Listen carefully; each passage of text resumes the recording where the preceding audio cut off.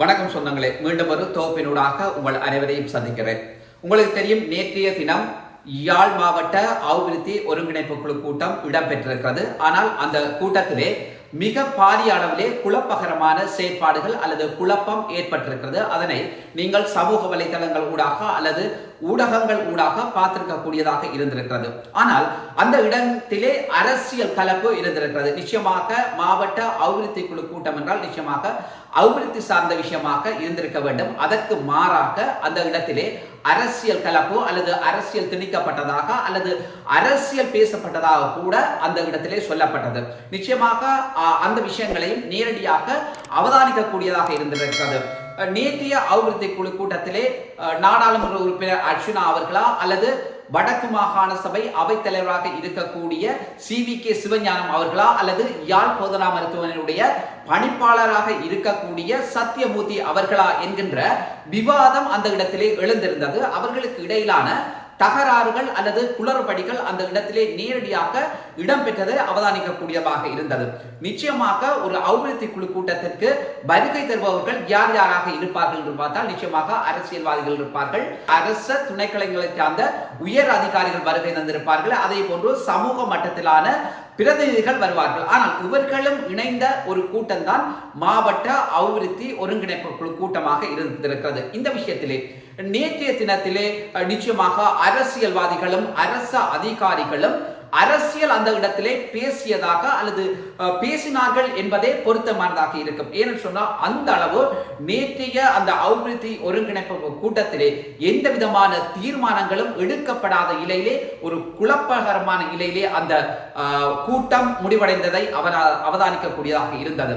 இருந்த போதிலும் நாடாளுமன்ற உறுப்பினர் அர்ச்சுனா அவர்கள் சில விடயங்களை சொல்லி இருந்தார். அதாவது தனக்கு தான் யாழ் போதனா மருத்துவமனைக்கு அங்கு சென்றிருந்த போது எப்படியான ஒரு நாடாளுமன்ற உறுப்பினர் என்றும் பாராமல் தனக்கு இன்னல்கள் விளைவிக்கப்பட்டதாக கூட அவர் சொல்லியிருந்தார். அதே நேரத்திலே நாடாளுமன்ற உறுப்பினர் அர்ச்சுனா அவர்களுக்கு எதிராக யாழ் போதனா மருத்துவமனையினுடைய பணிப்பாளராக இருக்கக்கூடிய சத்தியமூர்த்தி அவர்கள் பல விடயங்களை சொல்லியிருந்தார்.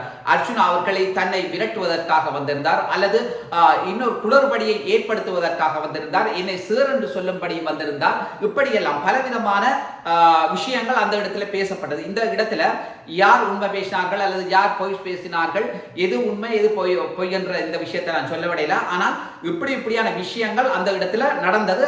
அதே நேரத்தில் அபிவிருத்தி ஒருங்கிணைப்பு குழு கூட்டத்துக்கு மாறான முறையில அந்த இடத்துல இவ்வளவு சம்பவங்கள் இடம்பெற்றிருக்கிறது. இதுல இன்னும் ஒரு முக்கியமான விஷயம் சொன்னால், அதுல அந்த மாவட்ட அபிவிருத்தி ஒருங்கிணைப்பு குழு கூட்டத்துக்கு தலைமை தாங்கியவர் கடற்றொழில் அமைச்சராக இருக்கக்கூடிய ராமலிங்கம் சந்திரசேகரன் அவர்கள். ஆனால் அந்த இடத்திற்கு தலைமை தாங்குவர் தான் அந்த இடத்திலே இடம்பெறுகின்ற அசம்பாவங்கள் அல்ல அசம்பாவிதங்கள் அல்லது குளறுபடிகளை தடுத்து நிறுத்த வேண்டிய பொறுப்போ அந்த கடற்றொழில் அமைச்சருக்கு அந்த தலைவருக்கு இருக்கிறது. ஆனால் அந்த இடத்திலே அந்த தலைவர் தவறு இழைத்திருக்கிறார் என்றதுதான் பொருள்படுமாக இருக்கும். ஏன்னு சொன்னால் அந்த இடத்திலே மிக மோசமான செயற்பாடுகள் இடம்பெற்றது. அதாவது வைத்தியரும் நாடாளுமன்ற உறுப்பினராகவும் இருக்கக்கூடிய அர்ச்சுனா அவர்களை வெளியேற்றுமாறு கூட பலர் அந்த இடத்திலே கோதி இருந்தார்கள். அவர்கள் அரசியல்வாதிகளாகவும் இருக்கிறார்கள், அதே நேரத்திலே அரச அதிகாரிகளாகவும் இருக்கிறார்கள், பொது அமைப்புகளை சார்ந்தவர்களும் இருக்கிறார்கள். இவர்கள் எந்த ரதத்தை சேர்ந்தவர்கள் என்ற விஷயத்தை நான் சொல்ல முடியல. ஆனால் இப்படியான சம்பவங்கள் அந்த இடத்துல இடம்பெற்றிருக்கிறது. நிச்சயமாக ஒரு அபிவிருத்தி ஒருங்கிணைப்பு குழு கூட்டத்தின் தலைவர், அந்த கூட்டத்துக்கு தலைமை தாங்குகின்ற தலைவர் இப்படியான சம்பவங்களை தடுத்து நிறுத்தியிருக்க வேண்டும். ஆனால் அந்த இடத்துல இப்படியான சம்பவங்கள் தடுத்து நிறுத்தப்படவில்லை என்றதுதான் உண்மையான விஷயமாக இருக்கிறது.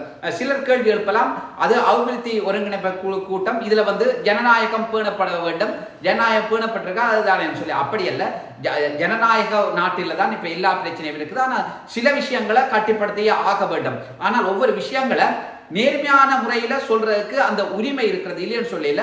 அந்த உரிமையை வெளிப்படுத்துறதுக்கு ஒவ்வொருத்தருக்கும் அந்த பொறுப்பும் கடமையும் இருக்கிறது. இதுல எந்த விதமான சந்தேகம் கிடையாது. ஆனால் சொல்லுகின்ற விமர்சனங்கள் அல்லது முன்வைக்கின்ற விவாதங்கள் அத்தனையும் ஏற்கக்கூடியதாக அல்லது மக்களுக்கு பயனுடையதாக இருக்க வேண்டும் என்பதுதான் முக்கியமான விஷயமாக பார்க்கப்பட வேண்டிய விஷயமாக இருக்கிறது. இதே நேரத்திலே இந்த தொடர்ச்சியாக இடம்பெற போகின்ற இப்படியான அபிவிருத்தி ஒருங்கிணைப்பு குழு கூட்டத்திலே குளறுபடிகள் தொடர்ச்சியாக இடம்பெறுமாக இருந்தால் அல்லது தங்களுடைய பிரச்சனைகளை மட்டும் அந்த இடத்திலே முன்வைப்பார்களாக இருந்தால் மாவட்டத்தினுடைய அபிவிருத்தி எந்த இலக்கி போகும் என்ற கேள்வியும் நிச்சயமாக இந்த இடத்திலே எழுகின்றது. இந்த மாவட்ட அபிவிருத்தி குழு கூட்டத்திலே இது போன்ற சம்பவங்கள் இனிமேலும் இடம்பெறாத வண்ணம் பாதுகாக்க வேண்டியது அந்த குழுவினுட அல்லது அந்த கூட்டத்தினுடைய தலைவருக்கு இருக்கிறது. நல்ல சொந்தங்களை மீண்டும் ஒரு தொகுப்பினூடாக உங்கள் அனைவரையும் சந்திக்கின்றேன். நன்றி, வணக்கம்.